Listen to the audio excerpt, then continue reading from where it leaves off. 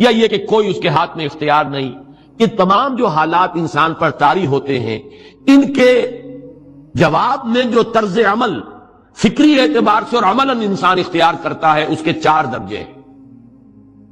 پہلا درجہ ہے انتہائی گمراہی، ضل ضلالا بعیدا. وہ کیا ہے؟ اگر عزت ہوئی، نعمتیں ملی، فلاں دیوی یا دیوتا کی نگاہ کرم ہے، اس کی کرپا سے یہ ہو گیا. اور اگر کوئی تکلیف آ گئی، مصیبت آ گئی، معلوم ہوتا ہے کہ فلاں دیوی یا دیوتا ہم سے ناراض ہو گیا، یہ کالی دیوی کی طرف سے کوئی مصیبت آ گئی ہے، یا یہ کہ یہ لکشمی دیوی کی نگاہ کرم ہے کہ ہمیں دولت مل گئی ہے. یہ تو ہے شرک.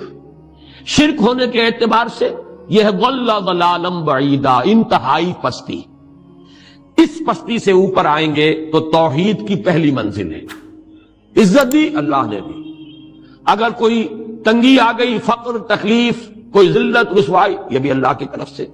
ایک اعتبار سے تو انسان ہدایت پر آ گیا. بڑی گہرائی تھی اس گندگی کی اور اس خباثت کی جو شرک جس کا نام ہے، اس سے انسان نکل آیا، نجاست سے. توحید تو ہے لیکن ابھی اس میں اس کی گمراہی کا ایک ایلیمنٹ شامل ہے. اور یہ گمراہی سے جب تک آگے نہیں آئے گا، اوپر نہیں ابھرے گا، اس کا طرز عمل کیا ہوگا کہ ذرا کچھ مل گیا، عزت مل گئی، پھولے نہیں سما رہے، اب زمین پر قدم نہیں ٹک رہے، گردن اکڑ رہی، کہیں محرومی ہو گئی، کوئی تکلیف آ گئی، کوئی مشقت، فقر آ گیا، اب بجھ کر رہ گئے. ان دونوں کیفیات میں انسان کا پینڈولم جو ہے وہ ایکسٹریم کو جائے گا. یہ کب ہوگا؟ جبکہ انسان یہ سمجھتا ہے کہ اس دنیا میں جو دولت مل گئی یا عزت مل گئی تو یہ گویا کہ بڑی کوئی قابل فخر شے ہے، اور اگر یہاں پر کوئی تکلیف آ گئی، کوئی مصیبت آ گئی، فقر و فاقہ آ گیا تو یہ گویا کہ بہت ہی اہانت آمیز شے ہے. اگر یہ انسان سمجھے گا تو طرز عمل وہ نکلے گا نتیجے کے طور پر جو میں بیان کر چکا ہوں. یہ گمراہی ہے. اس گمراہی سے نکلیں گے تو آپ کس مقام پر آئے؟ دوسری منزل ہدایت کی کیا ہے؟ نہ یہ عزت ہے نہ یہ ذلت ہے، دونوں حیثیتیں برابر ہیں کہ یہ امتحان ہے. اسی لیے ان دونوں آیتوں میں ایک لفظ قدر مشترک ہے، اذا مبتلاہ فاما الانسان اذا مبتلاہ ربہ فاکرمہ ونعمہ. یہ بھی ایک ابتلا ہے، آزما رہا ہے اللہ. کبھی وہ دے کر آزماتا ہے، کبھی چھین کر آزماتا ہے، کبھی فقر و فاقہ سے آزماتا ہے، کبھی وہ کثرت دولت اور کثرت مال سے آزماتا ہے، کبھی وہ صحت دے کر آزماتا ہے کہ یہ قوت اور توانائی اور صحت جو میں نے دی ہے یہ اس میں کیا کرتا ہے، کبھی وہ مرض کے ذریعے سے آزماتا ہے کہ صبر کرتا ہے کہ نہیں کرتا. ہمارے لیے شکوہ اور شکایت تو اس کی زبان پر نہیں آ جاتی، نالا اور شیون تو نہیں آ جاتا، تکلیف جھیلتا ہے کہ نہیں جھیلتا، اس میں تحمل ہے کہ نہیں ہے، تو صبر کرتا ہے یا شکر کرتا ہے. یہ دونوں کیفیات در حقیقت اس اعتبار سے مساوی ہے. یہ بھی امتحان، یہ بھی امتحان. یہ حقیقت جب سامنے ہوگی اب وہ پینڈولم جو ہے وہ بہت کم ہو جائے گا. یعنی انسان میں طبعی طور پر تو ایک اثر ہوتا ہے غیر اختیاری. کسی چیونٹی نے کاٹا آپ کے پاؤں پر، آپ اپنا پاؤں ہٹا لیں گے، اس میں کوئی ارادہ نہیں، یہ ریفلیکس ایکشن ہے، غیر اختیاری فیل ہے. اس حد تک تو انسان ضرور متاثر ہوتا ہے، اس سے تو کوئی انسان جو ہے وہ بلندتر نہیں ہو سکا. حضرت ابراہیم رضی اللہ تعالیٰ عنہ، حضور کے وہ نومولود فرزند، انتقال جب ہو رہا تھا آپ کی آنکھوں میں آنسو آ گئے. اب یہ طبعی اثر ہے، ایک فعل ہے، انفعالی کیفیت ہے جو بالکل طبعی ہے، لیکن یہ نہیں کہ اس کی وجہ سے انسان کی زبان پر کوئی شکوہ آ جائے، کوئی شکایت آ جائے، یہ نہیں ہوگا. یہ ایمان کے منافی ہے. اسی طریقے سے اگر کوئی خوشی ہوئی ہے تو چہرے کے اوپر ایک نکھار آ جائے گا، تبسم آ جائے گا، اس سے زائد نہیں. اس حد تک تو یوں سمجھیے کہ انسان کا طبعی تقاضا ہے. اس سے زیادہ یہ پینڈولم اگر سوئنگ کر رہا ہے تو گویا کہ اس حقیقت سے انسان محجوب ہے کہ یہ بھی امتحان ہے، یہ بھی امتحان، جو ہم سورہ حدید میں پڑھ چکے ہیں. ما اصاب من مصیبت فی الارض ولا فی انفسکم الا فی کتاب من قبل ان نبراها ان ذلک علی اللہ یسیر لکی لا تعصوا علی ما فاتکم ولا تفرحوا بما آتاکم. اللہ تمہیں کچھ دے تو اتراؤ مت، اللہ تم سے کچھ چھین لے تو اس کے اوپر افسوس مت کرو. یہ نتیجہ ایمان کا نکلنا چاہیے. اگر تمہیں ایمان ہے اللہ پر، اگر تمہیں یقین ہے کہ جو کچھ ہوا ہے اللہ کے اذن کے بغیر نہیں ہوا، اگر تمہیں یقین ہے کہ اللہ نے جو میرے لیے طے کیا ہے اس میں میرے لیے خیر ہی ہے، چاہے فی الحال فی الوقت فوری طور پر مجھے ناگوار محسوس ہو رہی ہے بات، لیکن یقیناً میرے لیے اس میں خیر ہے میرے رب کی طرف سے کہ ہر کے ساتھ یہ ماریخ عین الطاف. ہم تو شارٹ سائٹڈ ہیں، ہم دیکھ نہیں سکتے کسی شے کو. ہم اس کے ظاہر کو دیکھ کر گھبرا اٹھتے ہیں کہ یہ تو تکلیف آ گئی، کیا پتا اسی کے پردے میں اللہ کی رحمت آ رہی ہے۔ میں نے وہ رئیس امروہوی کے اشعار آپ کو کئی دفعہ سنائے ہیں، وہ وقت آیا کہ ہم کو قدرت ہماری سعی و عمل کا پھل دے، بتا رہی ہے یہ ظلمت شب کہ صبح نزدیک آ رہی ہے، ابھی ہے کچھ امتحان باقی، فلاکتوں کے نشان باقی، قدم نہ پیچھے ہٹے کہ قسمت ابھی ہمیں آزما رہی ہے۔ رئیس اہل نظر سے کہہ دو کہ آزمائش سے جی نہ ہارے، جسے سمجھتے ہو آزمائش وہی تو بگڑی بنا رہی ہے۔ اسی آزمائش سے تو بگڑی بنے گی، اسی سے تو تمہارا خیر جو ہے اجاگر ہوگا، سامنے آئے گا، پتہ چلے گا who's who, what is what۔ ابو بکر میں کتنا یقین اور ایمان تھا، یہ کیسے معلوم ہوگا؟ کیسے معلوم ہوگا کہ بلال میں کتنا سہار، کتنا تحمل تھا، کتنا صبر تھا، اگر وہ مصیبت ان پر نہ آتی کہ جو امیہ ابن خلف کے ہاتھوں ان پر قیامت ٹوٹ رہی تھی۔ تو یہ ساری چیزیں جو ہے ما اصاب من مصیبت فی الارض ولا فی انفسکم الا فی کتاب من قبل ان نبرأ ان ذلک علی اللہ یسیر لکی لا تعصوا علی ما فاتکم ولا تفرحوا بما آتاکم واللہ لا یحب کل مختال فخور۔ اگر اس حقیقت سے محجوب ہو جاؤ گے تو پھر اختیال اور فخر اور گھمنڈ پیدا ہو جائے گا تمہارے اندر، یا دوسری طرف مایوسی، کمر ہمت ٹوٹ کر رہ جائے گی، خودکشی کرنے کو انسان آمادہ ہو جاتا ہے، ذرا کوئی ناکامی دنیا میں آ گئی، کوئی تکلیف آ گئی۔ یہ ہے در حقیقت تیسری منزل، ہدایت کی دوسری سیڑھی۔ پہلا کیا تھا؟ نہایت ضل ضلالا بعیدا، کوئی خیر مل گیا تو کسی دیوی کی نگاہ کرم، کوئی تکلیف آ گئی تو کسی دیوتا کی ناراضی، یہ تو ہے ضل ضلالا بعید۔ اس سے اوپر آئے، یہ پہلی سیڑھی ہدایت کی ہے۔ عزت ہے تو اللہ کی طرف سے، اور اگر کوئی ذلت ہے، تنگی ہے تو اللہ کی طرف سے، یہ ہدایت کا آغاز ہو گیا۔ یہ توحید کی بنیادی منزل ہے۔ اس سے اگلی منزل، یہاں کی ذلت ذلت نہیں، یہاں کی عزت عزت نہیں۔ ذالک یوم التغابن، ہار اور جیت کے فیصلے کا دن تو قیامت کا دن ہے۔ وہاں معلوم ہوگا جس کو اس روز عزت ملی وہ عزت والا ہے، جو اس روز ذلیل ہو گیا وہ ذلت والا ہے۔ یہ تو امتحان ہے، دار الامتحان ہے۔ خلق الموت والحیات لیبلوکم ایکم احسن عملا، یہ تو دار الامتحان ہے۔ امتحان ہونے کے ناطے دونوں برابر ہیں۔ اس سے اوپر ہے ایک چوتھی منزل، ہدایت کی تیسری منزل۔ وہ کیا ہے؟ عام طور پر انسان یہ سمجھتا ہے کہ یہ جو آزمائش ہے تنگی کی اور فقر و فاقہ کی، یہ سختر آزمائش ہے، اور نعمتوں کی بارش ہو تو یہ آسان آزمائش۔ یہ بھی ابھی گمراہی کا ایک پرت جو ہے اس کی باقی ہے۔ ابھی ہدایت کا جو کامل جو ہوگا انکشاف، وہ کب ہوگا؟ جب انسان اس حقیقت کو جان لے کہ جہاں وسعت ہو، دس از دی رے آف ہوپ۔ یہ امت قرآن سے اپنا تعلق توڑ بیٹھی، اور نمبر دو ہے وہی سرمایہ داری بندہ مومن کا دین، یہ بھی سرمایہ پرست بن چکا ہے، دولت کا پجاری بن چکا ہے۔ یہ میرے لیے رے آف ہوپ ہے۔ مادہ پرستی، دولت پرستی، سرمایہ پرستی، زر اندوزی، وَإِنَّهُ لِحُبِّ الْخَيْرِ لَشَدِيدٌ، ان دو لعنتوں کے اندر یہ مبتلا ہے۔ جانتا ہوں میں یہ امت حامل قرآن نہیں ہے وہی سرمایہ داری بندہ مومن کا دین۔ اور تیسری سب سے تلخ حقیقت، اس کی جو علمی اور روحانی جو رہنمائی کرنے والے لوگ ہیں وہ اندر سے خالی ہیں، کھوکھلے ہیں۔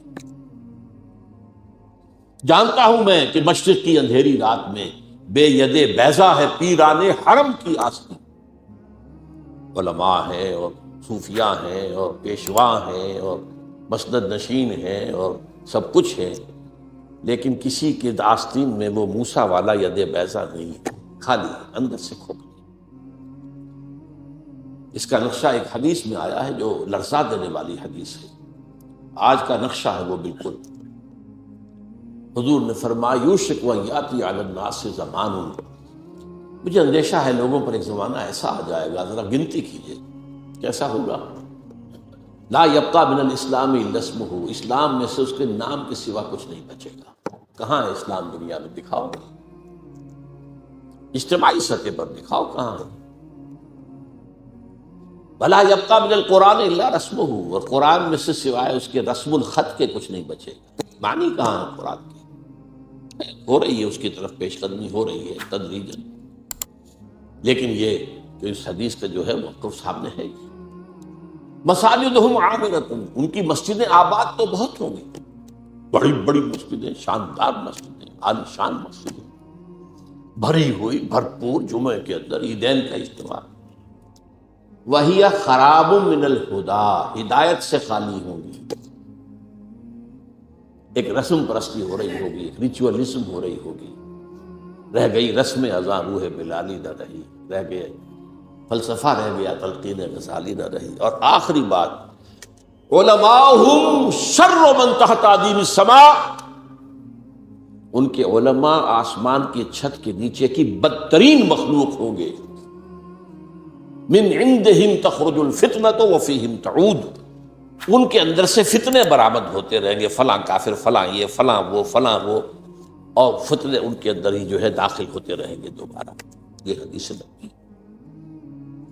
بہرحال یہ صورت تو ہے، لیکن ابلیس عجیب بات کہتا ہے، وہ میں چاہتا ہوں سمجھ لیں، وہ فلسفے کا بڑا ایک گہرا مسئلہ ہے، عصر حاضر کے تقاضاؤں سے ہے، لیکن یہ خوف ہو نہ جائے آشکارا شر پیغمبر کہیں۔ مجھے مسلمانوں سے اتنا خوف نہیں ہے کہ یہ دوبارہ شر پیغمبر کو لے آئیں گے، عصر حاضر کے تقاضاؤں سے خوف ہے۔ یہ کیا بات کہی ہے، آپ نے کبھی سوچا بھی نہ ہوگا شاید۔ دیکھیے یہ ایک فلسفہ ہے، ہیگل کا ہے، پھر اسی پر مارکس کا فلسفہ آیا ہے، میٹیریلزم، ڈائلیکٹیکل میٹیریلزم۔ وہ فلسفہ کیا ہے؟ دنیا میں ایک سلسلہ چل رہا ہے، تصادم اور ارتقاء۔ ایک نظریہ سامنے آیا، اسے انسان نے ٹرائی کیا، اس کی خرابیاں ظاہر ہوئیں، تو اسی کی کوکھ سے اس کا ایک اینٹی تھیسس وجود میں آ گیا۔ اب دونوں میں ٹکراؤ ہوا، ان دونوں کے ٹکراؤ سے ایک نئی چیز، تیسری چیز ڈیولپ ہو گئی، جو پہلے سے بہرحال بہتر ہوتی ہے۔ اب جو یہ نئی چیز بنی، یہ خود تھیسس بن جاتا ہے، کیونکہ یہ بھی آسمانی ہدایت پر مبنی نہیں ہے، اندھے بہرے مادے کا سفر ہے جو جاری ہے، مکمل تو نہیں ہوتا، حق کامل تو نہیں ہوتا، اس میں جو ڈیفیشنسی ہے وہ پھر اپنا ایک ری ایکشن پیدا کرتی ہے، پھر وہ تھیسس پھر اینٹی تھیسس کو جنم دیتا ہے، پھر ان میں ٹکراؤ ہوتا ہے، پھر آگے بڑھتا ہے قدم۔ یہ ہے جس کو کہتے ہیں ڈائلیکٹیکل میٹیریلزم۔ یہ تاریخ چل رہی ہے، اس اعتبار سے اس میں کوئی شک نہیں کہ جہاں ایک طرف وہ خیر و شر کا معاملہ چل رہا ہے، وہیں پر بھی اسی پروسیس کے دوران یہ جو ایک ڈائلیکٹیکل پروسیس ہے یہ بھی آگے بڑھ رہا ہے۔ نو انسانی بحثیت مجموعی شر سے خیر کی طرف آ رہی ہے۔ اب اس کی مثال لے لیجیے، پہلے دنیا میں بادشاہت تھی، جاگیرداری تھی، انسان مجبور، کسان غریب پسا ہوا، رد عمل پیدا ہوا، جمہوریت آئی، یقیناً بہتر بات ہے، لوگوں کو حقوق حاصل ہوئے، لوگوں کو عزت نفس حاصل ہوئی، ہم بھی انسان ہیں، یہ بھی انسان تھے، بادشاہ یہ کیسے ہم پر حکومت کر رہے تھے؟ اب اس کے اندر کیپٹلزم پیدا ہو گیا، نتیجہ کیا نکلا؟ پہلے بادشاہ سر پر سوار تھا، اب سرمایہ دار سوار ہو گئے، پہلے جاگیردار سوار تھا، اب کارخانے دار سوار ہو گئے، رست از یک بنتا افتاد در بندے دیگر، آسمان سے گرے کھجور میں اٹک گئے، پھر رد عمل ہوا، پھر کمیونزم برآمد ہوا، اسی کی کوکھ سے کیپٹلزم کا رد عمل کمیونزم تھا نا۔ اب یہ شکل ہے کہ جو چل رہی ہے وہ کمیونزم بھی مر گیا ہے، اب انسان ایک دو راہے پر کھڑا، اب آگے کہاں جائے گا؟ یہ ڈائلیکٹیکل پروسیس کہاں جائے گا؟ مغربی دنیا سمجھ رہی ہے کہ ہمارا نظام ہی بس جیت گیا ہمیشہ کے لیے، ہمارا جو سیکولر، لبرل اور عوامی حاکمیت پر مبنی جمہوریت کا نظام، اور ہمارا جو پرائیویٹ اونرشپ اور انٹرسٹ اور بینکنگ پر مبنی ہمارا معاشی نظام، بس یہی بہترین ہے، جیت گئے، اب یہ فائنل جیت ہے، اینڈ آف ہسٹری۔ فوکویاما نے کتاب لکھی، اب انسان اپنی آخری حد کو پہنچا، جس پر پھر ہنٹنگٹن نے کہا نہیں، ابھی ایک تصادم ہونا ہے۔ اس نے تہذیبوں کا تصادم کا نام دیا تھا، لیکن ایک اور شخص نے بعد میں کہا نظاموں کا تصادم۔ قرآن نے اس فلسفے کو بیان کیا ہے۔ یہ سورہ رعد کی آیت نمبر 17 ہے، وَأَنزَلَ مِنَ السَّمَاءِ مَاءً، اللہ تعالیٰ آسمان سے اتارتا ہے پانی، فَسَالَتْ أَوْدِيَةٌ بقدرہا، تو تمام وادیاں بہہ نکلتی ہیں، چونکہ پہاڑی علاقہ تھا نا حجاز کا، اب بارش جب ہوتی ہے تو پہاڑوں پر سے پانی نیچے اتر کر وادی میں آتا ہے، جو وادی سوکھی پڑی ہوتی ہے وہ ایک گویا کہ نالا بن جاتی ہے، ایک دریا بن جاتی ہے۔ وَاحْتَمَلَ السَّيْلُ زَبَدًا رَّابِيًّا، اور یہ جو سیلاب آتا ہے اس کے اوپر جھاگ آ جاتا ہے، چڑھتا ہوا بہت نظر آتا ہے جھاگ۔ وَمِمَّا يُوقِدُونَ عَلَيْهِ فِي النَّارِ ابْتِغَاءَ حِلْيَةٍ أَوْ مَتَاعٍ زَبَدٌ مِثْلُهُ، اور یہ جو دھاتوں کو تپایا جاتا ہے آگ پر، سونا چاندی، تاکہ زیور بنائیں، کچھ اور چیزیں بنائیں، اس میں بھی جو میل ہے وہ اوپر آ جاتا ہے، میل اوپر آ کر اور وہ ایک جھاگ کی شکل اختیار کر لیتا ہے۔ كَذَلِكَ يَضْرِبُ اللَّهُ الْحَقَّ وَالْبَاطِلَ، اسی طریقے سے حق اور باطل کے درمیان تصادم ہوتا ہے۔ فَأَمَّا الزَّبَدُ فَيَذْهَبُ جُفَاءً، تو جو اوپر کا جھاگ جگاڑ ہوتا ہے وہ تو ختم ہو جاتا ہے، سوکھ جاتا ہے۔ وَأَمَّا مَا يَنْفَعُ النَّاسَ فَيَمْكُثُ فِي الْأَرْضِ، جو لوگوں کے لیے بہتر شے ہوتی ہے وہ زمین کے اندر رک جاتی ہے، ٹک جاتی ہے، پانی زمین میں جذب ہو گیا، جھاگ ختم ہو گیا۔ تو اسی طریقے سے یہ تھیسس اینٹی تھیسس کے ٹکراؤ میں جب سنتھسس ہوتا ہے تو بہت سا میل کچیل نکل جاتا ہے، ختم ہو جاتا ہے، اور جو انسانیت کے حق میں مفید تر شے ہوتی ہے وہ باقی رہتی ہے۔ یہ عمل جاری ہے، اور اقبال نے اصل میں اسی اعتبار سے کہا ہے کہ اسی عمل کا منطقی نتیجہ یہ ہے کہ اسلام آئے گا۔ ہر کجا بینی جہان رنگ و بو، آن کی از خاکش بیورد آرزو، یا ز نور مصطفیٰ اورا بہاست، یا ہنوز اندر تلاش مصطفیٰست۔ اصل میں یہ جو عمل جاری ہے اور جس کے اندر کے اچھی امیدیں ہیں انسان کی شامل ہیں، امیدوں کے چراغ جلتے ہیں کہ انسان کے لیے کوئی بہتر مستقبل آ جائے گا، تو جو کچھ اس میں خیر ہے وہ محمد کا عطا کردہ ہے، اور ابھی یہ محمد کی تلاش میں چل رہا ہے۔ یا ز نور مصطفیٰ اورا بہاست، یا ہنوز اندر تلاش مصطفیٰست، جائے گا وہیں پر اسی نظام میں۔ اچھا، اب جو میں نے آپ کے سامنے عرض کیا کہ یہ جو باطل کی صف بندی ہے، اس میں وہ جو پرانا ایک مقولہ ہے، نہ ہر زن زنست و نہ ہر مرد مرد، خدا پنج انگوش یکساں نہ کرد، تو اس صف بندی میں سب برابر نہیں ہے۔ دیکھیے، عیسائیوں میں 3 تقسیمیں ہیں۔ ایک مذہبی تقسیم ہے، کیتھولکس اور پروٹیسٹنٹس، اور پھر پروٹیسٹنٹس کے اندر نیو کونس، یہ لفظ آپ پڑھتے ہوں گے، اور ایونجلسٹ آج کل سب سے زیادہ ایکٹیو۔ ایک تو ان کے درمیان اختلاف ہے۔ نمبر 2، کیتھولک، جب جان لیجئے کہ یورپ جو ہے، mainland Europe is Catholic nearly 100%۔ امریکہ اور برطانیہ یہ ہیں پروٹیسٹنٹس۔ پھر ان کے اندر بھی ایک تقسیم ہے، کچھ لوگ مذہبی ہیں، کچھ سیکولر ہیں، جنہیں پرواہ نہیں ہے، نہ کیتھولسزم سے پرواہ ہے، بحث ہے، نہ پروٹیسٹنٹزم سے، جیسے کہ ہر جگہ ہوتا ہے، ہمارے ہاں بھی ہے، ایسے لوگ بھی ہیں جنہیں کو خاص سروکار ہے، کہنے کو وہ شیعہ ہیں، وہ شیعہ کیا ہے؟ کچھ بھی نہیں۔ کہنے کو سنی ہے، سنی کیا ہے؟ کچھ بھی نہیں۔ مذہب سے کوئی خاص سروکار ہی نہیں، تو کہاں کی شیعت، کہاں کی سنیت؟ اسی طریقے سے یہودیوں میں تقسیم ہے۔ ایک یہودی ہے مذہبی، پریکٹسنگ، ان کی تصویر اگر کبھی آپ نے اخبارات میں دیکھی ہو، لمبے لمبے ان کے بال ہوتے ہیں، اور خاص طور پر یہ قلمیں جو ہے یہ ان کو وہ دے کر چھلے بنا کر لٹکاتے ہیں، بہت خوبصورت لگتے ہیں، اس میں کوئی شک نہیں، اور بال بڑے بڑے، اور سیاہ ہیٹ، اور لمبے سیاہ کوٹ، اچکن تو نہیں ہوتی وہ، لیکن یہ کہ کوٹ لمبے ہوتے ہیں، یہ یہودی ہے، پریکٹسنگ یہودی۔ پھر یہ کہ اگر یہ گھر پر بھی ہوگا تو اس کے سر پر ایک چھوٹی سی ٹوپی ضرور ہوگی، باہر نکلے گا تو ہیٹ ہوگا، بلیک ہیٹ، چھوٹی سی ٹوپی چپکی ہوئی ہوگی اس کی کھوپڑی کے ساتھ۔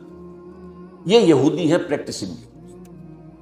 اور ایک سیکولر یہودی جنہیں مذہب سے کوئی سروکار نہیں، نسلاً یہودی ہیں، بس ٹھیک ہے۔ اور دوسری طرف ایک اور تقسیم ہے جسے بہت کم لوگ جانتے ہیں، سفیرڈین اینڈ ایشکنزیم۔ ایک یہودی وہ ہیں جو اصلاً یہودی ہے، یعنی بنی اسرائیل، ان کی رنگت زیادہ سرخی مائل نہیں ہوتی، بلکہ جیسے ہمارے ہاں گورے آدمی، بس جیسے ہندوستانیوں میں گورے آدمی، ایک ہے سرخ و سفید اور جو ہے یورپ کا، یہ لوگ ہیں اصل یہودی، یہ ایشیائی ہیں، یہودی تو ایشیائی قوم ہے، یورپین قوم تو نہیں، ان کا وطن تو فلسطین تھا۔ ایک ہے یہ سرخ پنگاروں کے طریقے سے سرخ، یہ اصل میں یہودی نسل سے نہیں، یہ اصل میں 7ویں صدی عیسوی میں ایک خاص حکومت تھی جو کہ آج کل کے بحیرہ کیسپیئن کے قریب تھی، ہاجر ایک قوم تھی، اس پر دباؤ پڑ رہا تھا ایک طرف عیسائیوں کی طرف سے کہ عیسائی ہو جاؤ، ایک طرف مسلمانوں کی طرف سے کہ مسلمان ہو جاؤ، اور وہ بادشاہ رہنا چاہتا تھا نیوٹرل۔ وہ جو دو چکی کے دو پارٹوں میں آ گیا تو اس نے ایک فیصلہ کیا، اس نے کچھ عیسائی علماء کو بلایا، کچھ یہودی علماء کو بلایا، اپنے ہاں مناظرہ کرایا۔ اچھا، مناظرے میں بھی کوئی خاص فیصلہ کوئی بات نہیں ہو سکی، اب اس نے علیحدگی میں بلایا عیسائیوں کو، تمہارے نزدیک عیسائی بہتر ہیں یا یہودی بہتر ہیں؟ مسلمان بہتر ہیں یا یہودی بہتر ہیں؟ کیا یہودی؟ مسلمانوں کو بلایا، تمہارے نزدیک عیسائی بہتر ہیں یا یہودی؟ اور یہودی؟ ٹھیک ہے، یہودیت میں قبول کرتی، کامن فیکٹر ہو گیا۔ عیسائیت تو بدترین شرک میں چلی گئی، خدا کا بیٹا بنا دیا، یہودیت بہرحال موحد ہے، عیسائیت میں شریعت ختم ہو چکی، یہود کے ہاں تو شریعت موسوی باقی ہے، تو مسلمانوں کو تو یہی کہنا تھا کہ عیسائیوں کے مقابلے میں تو یہودی بہتر ہے، اور اس وقت تک ابھی ان کی وہ دشمنی اس طریقے سے سامنے آئی بھی نہیں تھی، شیطان کی ایجنٹی ابھی شروع ہوئی بھی نہیں تھی۔ تو اسی طریقے سے اب عیسائی اولڈ ٹیسٹمنٹ کو مانتے ہیں، وہ تو ساری یہودی ہے، حضور تو بعد میں آئے ہیں، قرآن مجید سے تو واقف ہی نہیں، تو انہوں نے کہا یہودی، انہوں نے کہا یہ، اس نے یہودیت اختیار کی۔ یہ قوم ہے جو اس وقت زیادہ چھائی ہوئی ہے، اور یہ بنیادی طور پر سیکولر ہے، اور اسی میں صہیونی تحریک جو ہے، صہیونی زائنسٹ موومنٹ اس کی، they are not really بنی اسرائیل، they are not the progeny of Jacob علیہ السلام، حضرت یعقوب کی نسل سے نہیں، یہ ترک نسل ہے۔ یہ یوں سمجھیے کہ یاجوج ماجوج کی جو نسلیں ہیں ان میں سے ایک نسل ہے، اور یہ جو ہے وہ جو سرخ و سفید رنگت کے لوگ ہوتے ہیں یہ ان میں سے ہیں۔ اب آئیے آگے، یہ جو گٹھ جوڑ ہے اس کے اہداف کیا ہیں؟ what do they want؟ Number 1، عالم اسلام کے وسائل پر قبضہ، خاص طور پر تیل۔ اس وقت دنیا کے اندر کرائسس آنے والا ہے تیل کے معاملے میں، شدید، اور تیل جس طریقے سے ان صنعتی ممالک کے لیے ایک ناگزیر شے بن گئی ہے، جیسے ہم ہوا کے بغیر نہیں جی سکتے، وہ تیل کے بغیر نہیں جی سکتے، تو انہیں تو چاہیے۔ عراق کا جو قبضہ ہے تیل کا پیش نظر تھا، اور افغانستان میں بھی ان کے پیش نظر یہ تھا کہ افغانستان کے راستے سے سینٹرل ایشیا کی جو تیل اور گیس کے ذخائر ہیں ان کو کھینچا جائے۔ تو پہلی بات تو ہے یہ وسائل، عالم اسلام کے وسائل پر قبضہ۔ نمبر 2، عالمی مالیاتی استعمار، پوری دنیا میں ایک امپیریلزم، نیا امپیریلزم، لیکن وہ امپیریلزم جو ہے کولونائزیشن کی شکل میں نہیں، اس شکل میں نہیں کہ انگریز آیا اور ہندوستان کو اس نے غلام بنا لیا، کوئی گیا اور کسی نے لیبیا کو غلام بنا لیا، کسی نے موراکو کو غلام بنا لیا، کسی نے انڈونیشیا کو، نہیں، غلام بنانے کی ضرورت ہی نہیں ہے۔ آپ غلام بنائیں گے وہ آپ کو ماریں گے، آپ ان کو ماریں گے، فائدہ کیا ہے؟ ایسا مالیاتی نظام بناؤ کہ یہ سب بن جائیں حیوان بن کر کام کریں، مشقت کریں، اس مشقت سے جو حاصل ہو اس کو ہم اپنے بینکنگ کے نظام کے ذریعے سے اس کی کریم کھینچ لیں، تلچھٹ چھوڑ دیں، لاؤ، آخر انہیں بھی تو سسٹین تو کرنا ہے نا، وہ ختم ہو جائیں گے تو پھر آگے محنت کون کرے گا؟ تاگے والا جو ہے شام کو گھوڑے کو چارہ نہیں ڈالے گا، اگر کوئی چنا ونا نہیں، دال وال نہیں دے گا تو اگلے کیسے جوتے گا؟ لہٰذا وہ ان کو چھوڑ دو، کریم کھینچ دو۔ تو تمہیں آم کھانے سے غرض ہے کہ پیڑ گرنے سے؟ یہ ہے عالمی مالیاتی استعمار۔ اس کا بھی سربراہ امام امریکہ ہے، اور اس سے بھی اوپر ٹاپ پر اصل میں یہودی بینکرز، بینکوں کا نظام انہوں نے ایجاد کیا۔ یہ اس پروسیس کا حصہ ہے جو میں نے کہا تھا، انہوں نے جو ریگین کی اپنی پوزیشن عیسائیوں کے مقابلے میں۔ تو بینکنگ کا نظام، این بنوک، این فکر چالاک یہود، نور حق السینہ آدم ربود، اس بینکوں کے نظام نے انسان کے اندر سے جو نور حق ہے، وہ جو روح ربانی ہے، اسے کھینچ لیا، سرد کر لیا۔ تا تہو بالا نہ گرد دی نظام، دانش و تہذیب و دین سودائے خام۔ جب تک یہ نظام تہو بالا نہیں ہوگا، کہاں کی دانش، کہاں کی تہذیب، کہاں کا مذہب، کہاں کا دین، یہ سب نام ہیں جرے قل ہی الا اسماء ان ہی الا اسماء سمیتموہا۔ تو دوسری بات یہ ہوگی۔ تیسری بات ہے وہ اپنی تہذیب کا تحفظ چاہتے ہیں، اپنی تہذیب اور تمدن دونوں کا۔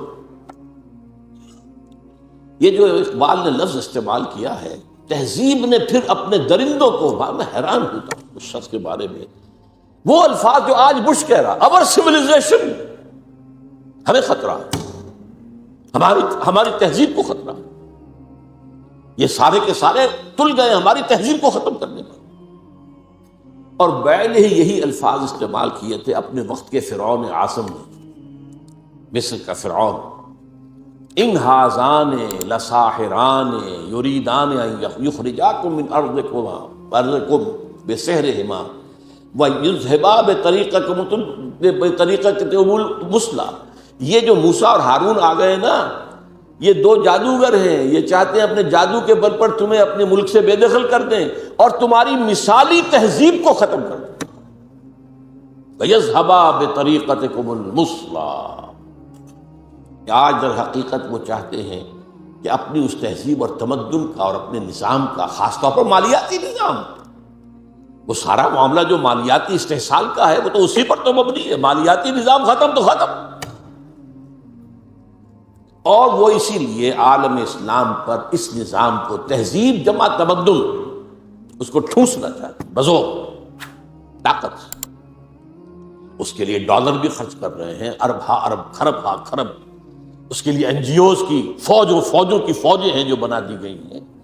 اس کے لیے نہ معلوم کس طریقے سے، کیسے ہمارے ہاں کے ٹیلی ویژن چینلز کو خریدا گیا ہے، اور ان کے ذریعے سے جو ہے وہ ساری اپنی ویلیوز کو پروپیگیٹ کر رہے ہیں اور اسلام کے شاعر کی بیخبری کر رہے ہیں۔ سارا کچھ ظاہر بات ہے، پیسہ ان کے پاس ہے، اقتدار ان کے پاس ہے، طاقت ان کے پاس ہے، وہ چاہتے ہیں۔ اور اب سے کچھ پہلے تک تو ایک معاملہ اور تھا، اب کچھ اور ہو گیا، یہ بھی نوٹ کر لیجیے۔ اب سے کچھ پہلے تک ان کا معاملہ یہ تھا کہ اسلام ایز اے مذہب سے ہماری کوئی دشمنی نہیں، ہم اسلام as a then, political Islam, یہ نظام کی بات جو تم کرتے ہو، یہ خلافت کا نام جو لیتے ہو، یہ ہم برداشت نہیں کر سکتے، نتھنگ ڈوئنگ۔ اب ہوتے ہوتے وہ یہاں تک آ گئے ہیں کہ اصل میں تو سارے برائی کے بیج ان کے خیال میں مذہب میں۔ اب ان کے جو رائٹرز ہیں اور ان کے بڑے بڑے جو لوگ مفکرین ہیں وہ کہہ رہے ہیں اسلام in itself, Quran in itself, Muhammad himself is evil، نعوذ باللہ من ذلک۔ قرآن ایول ہے، اسلام ایول ہے، اور محمد ایول ہے۔ تو یہ ایک عظیم جنگ ہے اسلام اور مسلمانوں کے خلاف، اسلامی تہذیب و تمدن کے خلاف۔ وہ اس میں چاہتے ہیں کہ اسلام کی بیخبری کر دی جائے۔ نمبر 4 یہ اسلام کے احیاء کے عمل کو ہر قیمت پر روکنا ہے، at any cost، کم وقت میں جہاں بھی سر اٹھائے گا کچل دیں گے۔ یہ ان کا چوتھا ہدف۔ 5واں، یہ ذرا لمبی سی بات ہے تھوڑی سی، یہ ہے ایک علاقائی پروگرام۔ ایک بہت بڑی جنگ ہونی ہو تو ہو، اور ہو جائے اور جلد از جلد ہو جائے، آرمیگیڈون، نتیجے میں گریٹر اسرائیل قائم ہو جائے، تاکہ پوری دنیا میں جو ڈائسپورا میں ابھی اسرائیلی پھیلے ہوئے ہیں وہ آ جائیں یہاں۔ مسجد اقصی اور گنبد صخرہ گرایا جائے۔ تھرڈ ٹیمپل حضرت سلیمان کا بنایا ہوا معبد تیسری مرتبہ تعمیر کیا جائے، اس میں حضرت داؤد کا تخت لا کر رکھا جائے۔ وہ تخت آج بھی موجود ہے، ویسٹ منسٹر ایبے، برطانیہ کی پارلیمنٹ کے ساتھ جو چرچ ہے اس میں وہ رکھا ہوا ہے۔ وہ ایک پتھر تھا جس پر حضرت داؤد علیہ السلام کو بٹھا کر ان کی تاج پوشی کی گئی تھی، وہ رہا ہے، ہیکل کے اندر موجود رہا۔ وہاں سے ٹائٹس رومی لے گیا سن 70 میں اسے، روم سے گیا آئرلینڈ سے آیا اسکاٹ لینڈ سے آیا برطانیہ، اب وہ وہاں موجود ہے۔ اور برطانیہ میں بادشاہ ملکہ کی کورونیشن جو ہوتی ہے اسی پتھر پر بٹھا کر ہوتی ہے۔ جب وہ آ جائے گا تو یہ چیزیں تو مشترک ہیں ان کے درمیان۔ آرمگیڈون، گریٹر اسرائیل، تمام دنیا سے اسرائیلیوں کو لا کے آباد کر دینا، اور ٹیمپل آف دی ماؤنٹ کی تعمیر اور اس کے لیے مسجد اقصی اور گنبد صخرہ کو گرا دینا، اور تھرون آف ڈیوڈ لا کے رکھ دینا۔ اس کے بعد عیسائیوں کے نزدیک حضرت مسیح نازل ہوں گے اور اس تخت پر بیٹھ کر دنیا پر حکومت کریں گے۔ یہاں ہمارا ان کا عقیدہ کچھ آ کر مل جاتا ہے، اور اس یہودیوں کے نزدیک ان کا جو مسیحا جس کے وہ منتظر ہیں وہ آئے گا، جس کو ہم کہیں گے دجال، المسیح الدجال، ان کا مسیحا جھوٹا، وہ آ کر بیٹھے گا اور وہ دنیا پر حکومت کرے گا۔ یہ ہیں ان کے اہداف۔ اب دیکھیے میں تھوڑی تھوڑی تقسیم آپ کو بتا دوں۔ اس کے بعد کیتھولک یہ چاہتے ہیں کہ فلسطین میں ایک کیتھولک ریاست قائم ہو جائے، یہاں فرق ہے اب ان میں۔ یہودی چاہتے ہیں کہ اسرائیلی ریاست قائم ہو جائے۔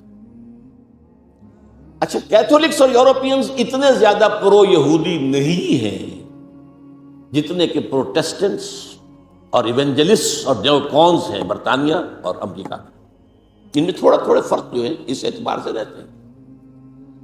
اب یہی وجہ دیکھیے کس قدر زمین و آسمان کا فرق ہوا۔ عراق کی جنگ کے لیے کوئی بڑا کولیشن نہیں بن سکا، امریکہ ہیڈ ٹو گو الون، جہاز جگہ برطانیہ نے کچھ تھوڑا سا جو ہے وہ آسٹریلیا وغیرہ نے ساتھ دے دیا، باقی یہ جرمنی، فرانس، اسپین، کسی نے ساتھ نہیں دیا۔ اس لیے کہ وہاں کا معاملہ کیا تھا، عراق میں اصل میں دو چیزیں تھیں، تیل، اس کا سارا تعلق امریکہ سے تھا، اور نمبر 2 اسرائیل کی پروٹیکشن، جس سے یورپ کے جو عیسائی ہیں انہیں بہت زیادہ دلچسپی نہیں ہے، وہ اس طریقے سے ان کے غلام نہیں ہے بے دام جیسے کہ پروٹیسٹنٹس، وہ شامل نہیں ہوتے۔ یعنی کیوں، سمجھنے کی بات ہے، کیا وجہ ہے؟ یہی وجہ ہے، آپ نے دیکھا جب پہلی جنگ ہوئی تھی خلیجی، جب ختم ہوئی ہے تو جنرل شارس کرافٹ اس نے صاف کہہ دیا تھا، we fought this war for the defence of Israel. اور اب جیسے ہی اس جنگ کے اندر جیسے ہی فال آف بغداد ہوا، شیرون نے بدماش نے کہہ دیا تھا کہ ان قریب عراق پر ہمارا قبضہ ہوگا۔ اس سے اندازہ ہو جاتا ہے آپ کو کہ یہ جنگ کیا تھی۔ چونکہ اس جنگ کے ہدف یہ 2 تھے، لہذا یورپ اس میں نہیں ہے۔ یہ سمجھنے کی بات ہے، کیا ہو رہا ہے، کیوں ہو رہا ہے، کس لیے ہو رہا ہے، یہ فرق کیوں۔ افغانستان کا معاملہ اس کے برعکس ہے، وہاں اسلام نے سر ابھارا تھا، اسے کرش کرنا، یہ سب کے نزدیک متفق آ گئے۔ تاریخ انسانی کی عظیم ترین کولیشن بن گئی، عظیم ترین۔ اس کے لیے اپنے ہاں کی رائے عامہ کو ہموار کرنے کے لیے اپنے ٹوئن ٹاورز خود گرائے بدماشوں نے، تاکہ غیظ اور غضب پیدا ہو جائے امریکی قوم کے اندر، اور وہ ہر طرح کی ہماری دولت جو ہے سینکشن کرنے کو تیار ہو جائے جنگ کے لیے۔ ڈیزی کٹرز آ گئے، سب کچھ آ گئے، اور وہاں آ کر پنجے گاڑ دیے گئے۔ اور وہاں آپ کو معلوم ہے نیٹو کی فوجیں بیٹھی ہوئی ہے، امریکہ کم ہے، نیٹو زیادہ ہے۔